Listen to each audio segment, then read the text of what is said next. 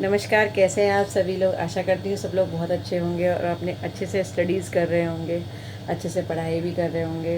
तो इसी तरह से लगे रहिए।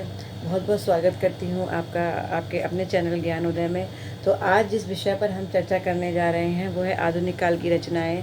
और जैसा कि पहले भी हम लोग चर्चा कर चुके हैं और 1940 तक की सभी रचनाएँ हम लोग कंप्लीट कर चुके हैं ट्रिक के साथ। और हम सबसे बड़ी बात यह है कि हम क्रम से पढ़ रहे हैं रचनाओं को, ठीक है। ये आपके लिए बहुत ही ज़रूरी चीज़ है और इससे कम आपके पेपर में, आप यकीन मानिए, जो आप ये ट्रिक कर रहे हैं इससे इस केवल इतने से आप देखिए नेट की परीक्षा में कम से कम 4 या 5 क्वेश्चन आते ही आते हैं ऐसे, जो क्रम से लगाने को आते हैं, जन्म काल के अनुसार या प्रकाशन वर्ष के अनुसार रचनाओं के, ठीक है। या फिर मिलान के प्रश्न आते हैं, वो 4 प्रश्न आते ही आते हैं, ठीक है। तो अगर इन सब को देखा जाए तो आपके कम से कम यहाँ से अगर हम अगर क्लियर करें तो आपका 20 नंबर का पेपर जो है क्लियर हो जाएगा, अगर आपने ये चीज़ें पढ़ ली, ठीक है। तो इसके अलावा पीजीटी में अक्सर जो है मिलान के प्रश्न पूछ लिए जाते हैं, ठीक है। और टीजीटी तो पूरा रचनाओं पर ही आधारित होता है, आप सभी को पता है, ठीक है। तो टीजीटी पीजीटी नेट के लिए बहुत ही ज़रूरी चीज़ें इस समय मैं करा रही हूँ, ठीक। तो आज जो हम पढ़ेंगे, हमने 40 तक की रचनाएँ पढ़ ली थी, आज हम पढ़ेंगे 1941 से 1950 तक की रचनाएँ, ठीक है। 1940 से 1950 तक, सॉरी 1941 से 1950 तक की रचनाएँ। तो यहाँ से स्टार्ट करते हैं। देखिए 1941 की ये 2 रचनाएँ हैं, ठीक है। 1941 की ये 2 रचनाएँ हैं। पहली है किरण बेला और दूसरी है हल्दी घाटी, ठीक है। जिसमें से जो हल्दी घाटी है वो एक प्रबंध काव्य है श्याम नारायण पांडे जी का, ठीक। अब इसके अलावा 1942 में ये आपकी 4 रचनाएँ हैं, ठीक है। कुकुरमुत्ता, दीपशिखा, करील, चिंता, ठीक है। उसके बाद फिर 1943 में फिर से 4 रचनाएँ हैं, ठीक है। ये हिमक्रीटनी, अणिमा, आर्यावर्त, कृष्णायन। उसके बाद 44 में फिर 2 रचनाएँ हैं और उसके बाद 45 में फिर 3 रचनाएँ हैं, ठीक है। तो इस तरीके से ये आपका डिवाइडेशन चल रहा है, ठीक है। तो चलिए अब बात आती है कि इन रचनाओं को कैसे लर्न करें। तो चलते हैं। देखिए सबसे पहले है किरण बेला 1941, रामेश्वर शुक्ल अंचल की लिखी हुई है। देखिए मैंने यहाँ पर रामेश्वर शुक्ल अंचल का पूरा नाम लिख दिया है, लेकिन आगे जब भी मैं लिखूँगी तो सिर्फ अंचल ही लिखूँगी, ठीक है।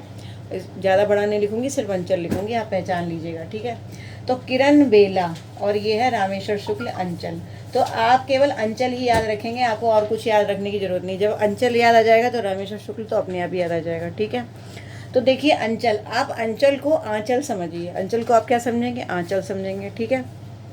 और आंचल क्या होता है? साड़ी का पल्लू, ठीक है, ये आप जानते हैं। और आपको एक बात पता है कि जब भी कोई आप साड़ी खरीदते हैं बाज़ार से, अगर वो प्लेन साड़ी है तो कोई बात नहीं है, लेकिन अगर कोई भी साड़ी जिसमें आप प्राकृतिक चित्र होते हैं, ठीक है, बेल बूटे बने होते हैं, तो आपको पता है कि जैसे ये साड़ी है तो साड़ी का जो हमारा बॉर्डर होता है, उस साड़ी के बॉर्डर पर तरह तरह की क्या निकलती, कैसी डिज़ाइनें होती हैं, मतलब बेल की डिज़ाइन होती है, बेला, ठीक है। जैसे आप बचपन में जब आपके टीचर पढ़ाते थे यार, तो आपसे साड़ी का किनारा बनवाया करते थे, तो आप बनाते थे ना।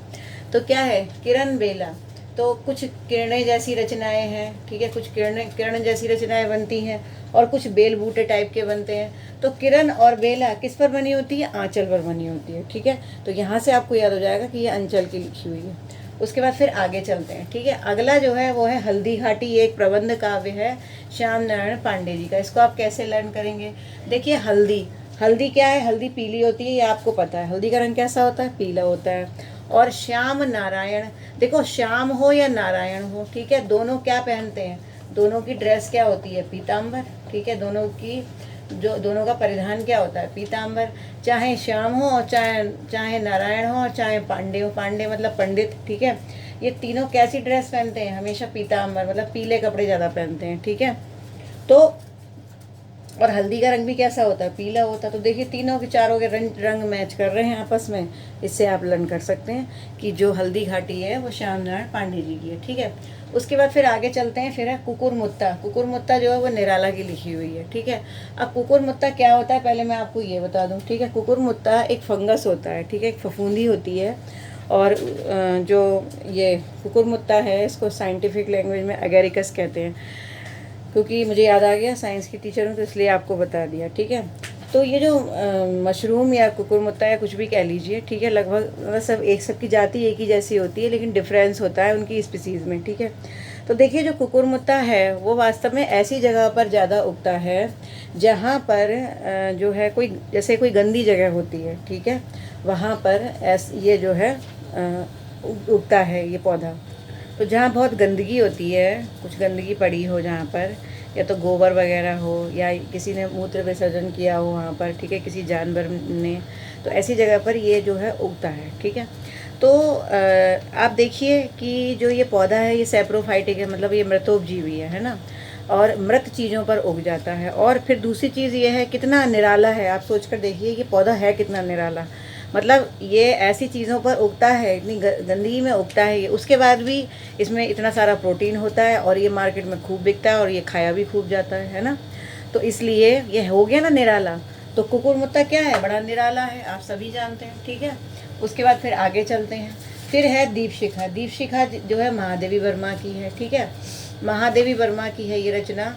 और देखिए कुकुरमुत्ता तक ये सॉरी ये यहाँ तक आएगा आपका, हाँ ठीक है, ये 4 रचनाएं हुई 1942, ठीक है।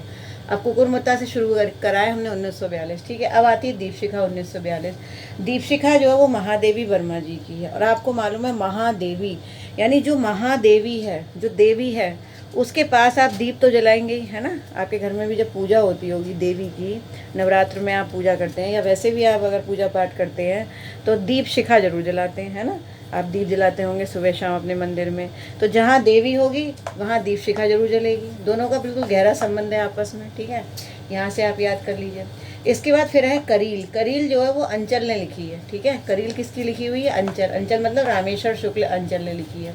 मैंने बताया ना आप सिर्फ अंचल ही याद रखेंगे। तो आप इसको कैसे लर्न करेंगे, थोड़ी सी फनी ट्रिक है। करील, ठीक है, करील में से आप ला हटा देंगे और ये क्या बन जाएगी, करी। क्या बन जाएगी, करी। और ये बन जाएगी कढ़ी, ठीक है, कढ़ी, कढ़ी सॉरी, ठीक है, कढ़ी। अब ये कढ़ी, कढ़ी नहीं यही वाला डा होगा, सॉरी, ठीक है, कढ़ी। तो देखिए कढ़ी क्या होती है, कढ़ी जो कि दूध जो दही छाछ से बनाई जाती है, बेसन डाल करके आप लोग बनाते होंगे, आपको पता है, ठीक है, कढ़ी बनाते हैं ना हम लोग। तो आप ऐसे याद रख लीजिए कि आपने बनाई कढ़ी और कढ़ी आपके आंचल पर गिर गई, ठीक है। आपके जो साड़ी का पल्लू था उस पर ये कढ़ी गिर गई, ठीक है। आप ये आपका पल्लू हो गया गंदा, ठीक है, किससे हो गया, कढ़ी से। तो जैसे ही आपको करील लिखा हुआ दिखाई देगा एकदम कड़ी याद आ जाएगा, और कड़ी से क्या बन जाएगा, अंचल, क्योंकि कड़ी किस पर गिर गई है, आंचल पर गिर गई है, साड़ी के पल्लू पर गिर गई है। बस इतना आप याद रख लीजिए, डेफिनेटली आपको ये रचना लर्न हो जाएगी, ठीक है। अब उसके बाद आगे चलते हैं, फिर है चिंता। चिंता जो है वो अज्ञेय की है। देखिए अब अज्ञेय की रचनाएं अब ज़्यादातर आएंगी आगे, और अज्ञेय अब शुरू हो गए हैं, ठीक है, क्योंकि प्रयोगवाद की रचनाएं अब लगभग शुरू हो चुकी हैं। तो देखिए अज्ञेय जो हैं, अज्ञेय का मतलब होता क्या है, पहले ये समझ लीजिए। अज्ञेय का मतलब होता है, देखिए ज्ञेय, अज्ञेय, ठीक है। अब इसमें आपको पहले पता होना चाहिए कि ज्ञेय का मतलब क्या है। ज्ञेय का मतलब होता है जो सब कुछ जानता है, ठीक है। ज्ञेय का मतलब क्या होता है, जिसे सब कुछ पता है। और अज्ञेय का मतलब क्या हुआ, जो कुछ भी नहीं जानता है, जो कुछ भी नहीं जानता है। तो अज्ञेय जो था, इनका नाम सच्चिदानंद हीरानंद बादशायन अज्ञेय इनका पूरा नाम था।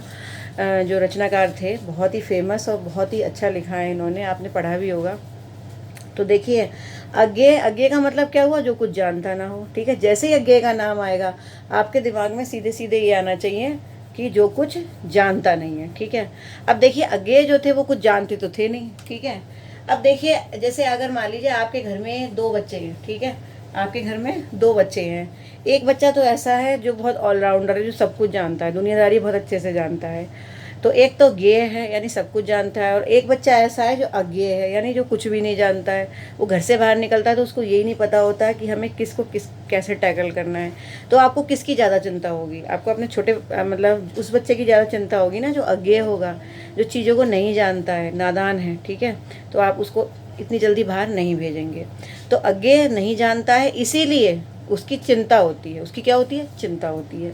तो जो अज्ञेय है उसकी होती है हमें चिंता, तो अज्ञेय ने लिख दी चिंता। ठीक है, उसके बाद फिर आगे चलते हैं। फिर 1943 की रचनाएं शुरू होती हैं। 1943 में हिम किरीटनी लिखी। ठीक है, हिम किरीटनी जो है वो लिखी थी माखनलाल चतुर्वेदी जी ने। ठीक है, अब इसको आप लर्न कैसे करेंगे, माखनलाल चतुर्वेदी। देखिए बड़ा ही सिंपल है इसे लर्न करना। देखिए हिम का मतलब क्या होता है, हिम का मतलब और हिम किरीटनी। ठीक है, हिम रा हटा दीजिए आप, हिम कीटनी बन गया। अब ये क्या बन गया, हिम कीटनी। ठीक है, अब देखिए हिम का मतलब क्या होता है, हिम का मतलब क्या होता है, हिम मीन्स बर्फ होती है। ठीक है, और आपको मालूम है बर्फ कैसी होती है, कीटनी होती है। कीटनी का मतलब क्या हुआ कि इसको बर्फ में रहने से दांत क्या हो जाते हैं, किटकिटाते हैं, दांत किटकिटाते हैं। ठीक है, अब देखिए जब दांत किटकिटाएंगे तो हो गई हिम किरीटनी, बर्फ जो है क्या कहलाई, हिम किरीटनी। ठीक है, अच्छा ठीक है। अब लेकिन आपको एक बात पता है कि बर्फ कैसे कलर की होती है, बर्फ जो है वो सफ़ेद रंग की होती है। कैसी होती है, सफ़ेद रंग की। ठीक है, ये आपको पता है। और आपको एक बात और भी पता है कि बर्फ, हिम तो सफ़ेद रंग का होता ही है, लेकिन माखन भी किस कलर का होता है, वो भी सफ़ेद होता है। ठीक है, ये भी आपको पता है। तो हिम भी कैसा है, सफ़ेद, और माखन भी कैसा है, सफ़ेद। दोनों के कलर आपस से मिल रहे हैं। तो हिम किरीटनी किसने लिखी, माखनलाल चतुर्वेदी जी ने। ठीक है, अब आगे चलते हैं। फिर है अणिमा। अणिमा जो है वो निराला की लिखी हुई है। इसको आप कैसे लर्न करेंगे, देखिए जो अणिमा है, अणिमा में आप जो है माँ हटा दीजिए। अब देखिए अड़े मतलब अड़िमा, अड़िमा किसको बोलते हैं, जो अड़ जाता है। अड़ी शब्द से क्या मतलब हुआ, जो अड़ जाए। ठीक है, जो किसी चीज़ पर अड़ जाए और वो माने ही नहीं, वो करके ही दम लेता है। जैसे अगर आप अड़ गए कि मुझे अपना सिलेक्शन पाना ही पाना है, मुझे सफल होना है, ज़िंदगी में कुछ करना ही करना है, तो आप अड़ गए। ठीक है, तो आप कुछ कर पाएंगे। और जो लोग अड़ते नहीं हैं, अड़ने का मतलब होता है दृढ़ निश्चय की भावना। ठीक है, यहाँ पर जो अर्थ निकल रहा है वो बता रही हूँ मैं। अड़ने का मतलब क्या हुआ कि अड़ कर बैठ जाओ कि भाई अब मुझे ये करना ही करना है। ठीक है, तो अणिमा, अणिमा से आप माँ निकालेंगे और हो जाएगा अड़। और जो लोग अड़ते हैं वही निराले होते हैं। ठीक है, क्योंकि जो लोग अड़ते हैं वही कुछ ऐसा कर जाते हैं आगे, जो दृढ़ निश्चय की भावना रखते हैं, जो अड़ जाते हैं वो ही निराले होते हैं, वही कुछ निराला काम करते हैं, वही अपने जीवन में कुछ ना कुछ निराला करते हैं, कुछ आगे बढ़ते हैं, है ना। तो जो अड़ गया वो क्या है, निराला है। ऐसे याद कर लीजिए। ठीक है, फिर उसके बाद अगला है आर्यावर्त। ठीक है, आर्यावर्त जो है वो मोहनलाल महतो की रचना है। तो देखिए मोहनलाल महतो, आप पूरा नाम अगर याद करेंगे, ठीक है, आप वियोगी याद कर लीजिए, बस वियोगी। ठीक है, अगर आपने वियोगी लर्न कर लिया तो आपको आर्यावर्त अपने आप। इसके अलावा मोहनलाल को भी चलिए आप जोड़ लीजिए, क्योंकि वियोगी हरि भी एक कवि हैं। ठीक है, हो सकता है आपको कन्फ्यूज़न हो जाए, ठीक, वियोगी में। तो एक मोहन याद करिए और एक क्या याद करिए, ये मोहनलाल। ठीक है, अब एक बात देखिए, आर्यावर्त में आप ये व्रत को व्रत कर लीजिए, व्रत को क्या कर लीजिए, व्रत कर लीजिए।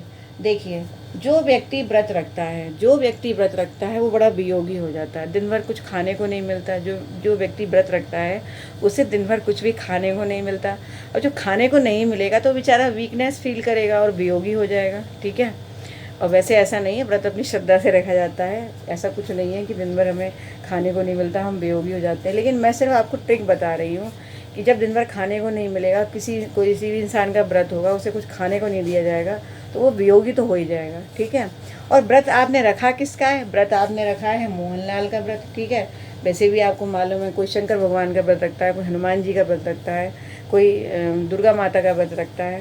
तो इन्होंने किसका व्रत रखा है, इन्होंने रखा है मोहनलाल का व्रत। ठीक है, यानी भगवान कृष्ण का व्रत रखा है। तो मोहनलाल का जब व्रत रखा तो क्या हो गए, वियोगी हो गए। ठीक है, तो वियोगी हो गए इसलिए कुछ खाने को ही नहीं मिला। ठीक, और आर्यावर्त जो है, आर्यावर्त और कृष्णायन और इसके अलावा हल्दी घाटी, ये तीनों प्रबंध काव्य हैं। ठीक है, तो देखिए आर्यावर्त हो गया मोहनलाल महतो वियोगी का। उसके बाद फिर आता है कृष्णायन। ठीक है, कृष्णायन जो है ये द्वारका प्रसाद मिश्र का है। ठीक, तो कृष्णायन तो आपको सीधे सीधे समझ आ ही रहा होगा, कृष्ण, यहाँ कृष्णायन में से कृष्ण निकल रहा है। और आपको मालूम है कृष्ण को द्वारकाधीश कहते हैं, यानी अगर आप द्वारका जाएंगे, द्वारका में प्रसाद खाएंगे, द्वारका जब भी आप जाएंगे और वहाँ पर प्रसाद खाएंगे तो किसका खाएंगे, कृष्ण का ही तो खाएंगे ना। तो कृष्णायन, कृष्णायन जो है हो गई द्वारका प्रसाद मिश्र की, ठीक है। उसके बाद फिर आगे चलते हैं लाल चूनर, ठीक है, और ये अंचल की लिखी हुई है। ये तो मेरे ख्याल से आपके दिमाग में खुद ही ट्रिक आ गई होगी। मुझे लगता है मेरी ट्रिक सुनकर आप भी थोड़ा थोड़ा ट्रिक बनाने लगे होंगे, है ना। बनाया करिए, ये ट्रिक बनाना आना चाहिए, ठीक है। और ऐसा नहीं है कि आप हिंदी में ही बनाएं, रचनाओं में ही बनाएं, आप किसी भी सब्जेक्ट में इनका यूज़ कर सकते हैं। जो भी चीज़ आपको याद करने में टफ लगे और एक जैसी चीज़ें हों, कन्फ्यूज़न होता हो, उसमें अपनी ट्रिक बना लीजिए कोई भी, ठीक है। और ऐसी ट्रिक बनाइए जगती जागती और जीती जागती, और इसके अलावा कुछ अटपटी सी ट्रिक बनाइए, कुछ फ़नी सी ट्रिक बनाइए, है ना, कोई जोक वाली ट्रिक बनाइए, तो बड़े आराम से आपको याद हो जाएगा।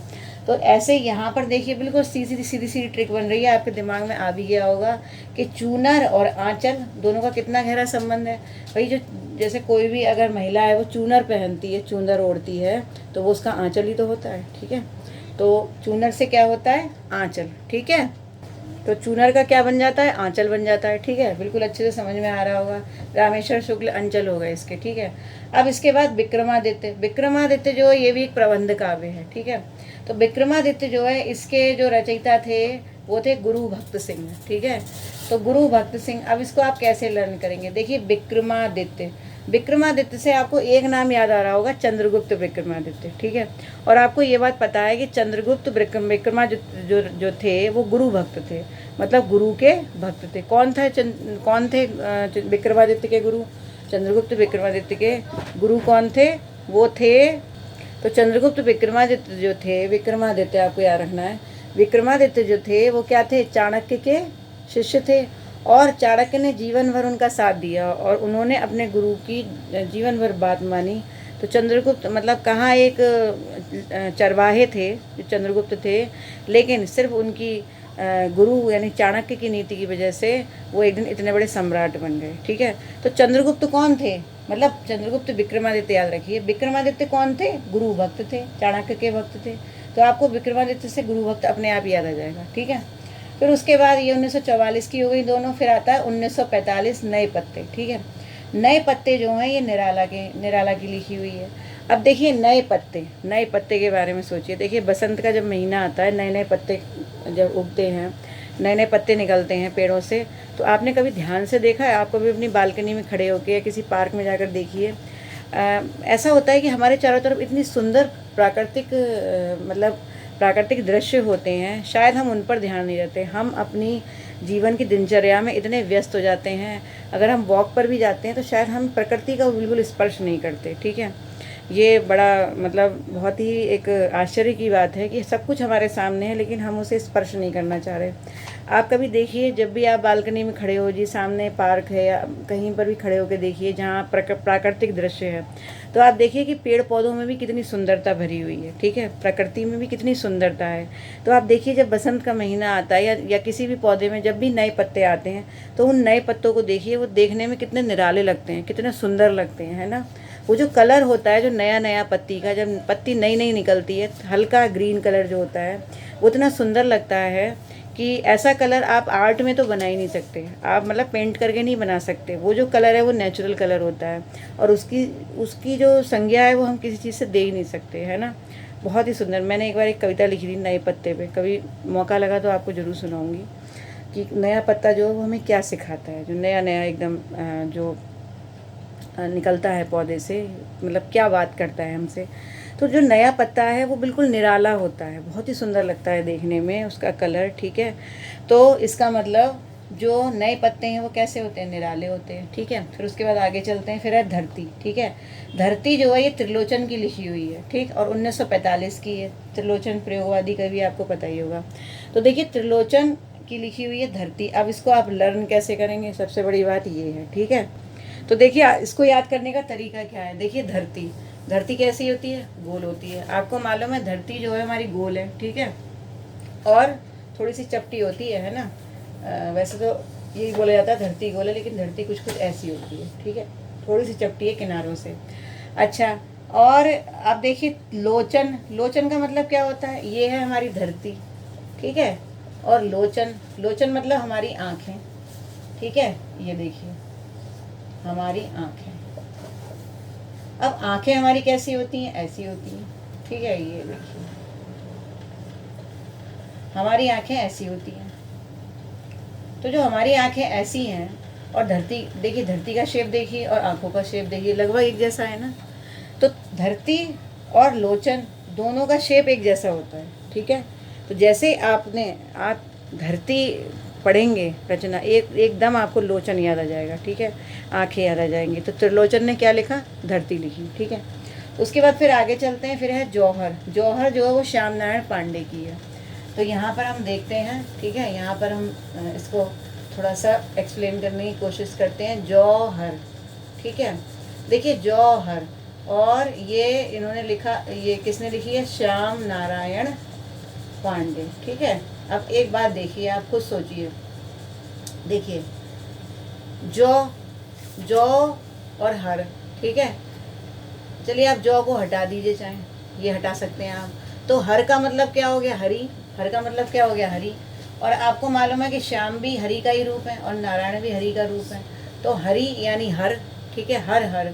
तो हर जो है हम किसको बोलते हैं? श्याम को ही बोलते हैं और नारायण को ही बोलते हैं, हरि को ही बोलते हैं, हर शब्द जो यूज़ होता है, ठीक है। तो श्याम हो नारायण हो तो वो किसका रूप है? हरि का रूप है, यानी हर का रूप है। तो जो हर में से आप हर निकाल लेंगे और आपको लर्न हो जाएगा। तो मैंने आपको अभी जो है 1945 तक की रचनाएं बताएंगे, ठीक है, क्योंकि रचनाएं इतनी ज़्यादा थी कि एक वीडियो में इतनी ही कंप्लीट हो पा रही हैं 1945 तक की। 1945 से लेके 1950 तक की रचनाएं मैं नेक्स्ट वीडियो में आपको बताऊंगी, ठीक है। और अगर चैनल को सब्सक्राइब नहीं किया तो प्लीज़ कर लीजिए अगर आप नए हैं, और लाइक और शेयर ज़रूर कीजिए वीडियो को। और इसके अलावा लगातार मुझे कमेंट ज़रूर कीजिए, कमेंट करिए। देखिए इतने सारे लोग देखते हैं, ठीक है, वीडियो को रोज़ाना मेरे ख्याल से 24 घंटे के अंदर कम से कम 300 लोग देख लेते हैं, 250-300 लोग तो देख ही लेते हैं। अभी इस समय परीक्षा का पीरियड नहीं है तो कम लोग देखते हैं, लेकिन जब इस परीक्षा का पीरियड आएगा तब वो लोग देखेंगे जिन्हें लास्ट में पढ़ने की याद आती है। अभी केवल सिंसियर लोग पढ़ते हैं, ठीक है, सिंसियर लोग ही देखते हैं, मुझे पता है। अभी इस टाइम का उपयोग केवल सिंसियर लोग ही कर रहे होंगे, लेकिन जैसे ही पेपर आएगा पास में, एग्ज़ाम पास में आएगा, तब एकदम से ये वीडियोस ज़्यादा व्यूअर्स बढ़ जाते हैं, एकदम से सब्सक्राइबर बढ़ते हैं, क्योंकि उस समय लोगों का दिल धड़कने लगता है कि अब ही हमारा एग्ज़ाम आ रहा है, ठीक है। तब वो लास्ट में फटाफट देखते हैं। तो जो लोग वाकई सिंसियरली शुरू से देखते हैं उन्हीं का सिलेक्शन होता है, ये भी मैं आपको बता दूँ, है ना। तो इतने सारे लोग देखते हैं, लेकिन मेरे पास कमेंट कितने आते हैं? कमेंट आई थिंक मेरे पास मुश्किल से 15, बहुत ज़्यादा आ गए तो 15 कमेंट आ जाएंगे एक दिन में, ठीक है।